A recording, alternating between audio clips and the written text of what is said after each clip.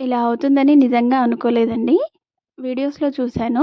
నువ్వులు వేయించుకొని ఒకసారి మిక్సీ పట్టేసి అందులోనే బెల్లం కానీ, బెల్లం పౌడర్ కానీ వేసి అందులో యాలకులు వేసి మిక్సీ పట్టేసుకుంటే గట్టిగా ముద్దలాగా అవుతుంది. లడ్డు కట్టుకోవచ్చు అనుకున్నాను. బట్ అలా అవ్వలేదు. పొడి పొడిగానే ఉంది. పాన్‌లో కొద్దిగా ఒక 2 టేబుల్ స్పూన్ల వరకి వాటర్ వేసేసి బాగా మరిగిన తర్వాత మిక్సీ పట్టుకున్న నువ్వుల మిశ్రమాన్ని వేసి ఒక నిమిషం పాటు లో ఫ్లేమ్‌లో పెట్టి ఇలా వేయించుకున్నాను. కొద్దిగా పాకంలాగా బెల్లం కరగడం స్టార్ట్ అయింది. ఇంకా స్టవ్ ఆఫ్ చేసి చేతికి నెయ్యి అప్లై చేసుకొని ఇలా లడ్డూలు కట్టేసాను. చల్లారిన తర్వాత గట్టిగా అయ్యాయి. విరిగిపోతాయేమో అనుకున్నాను.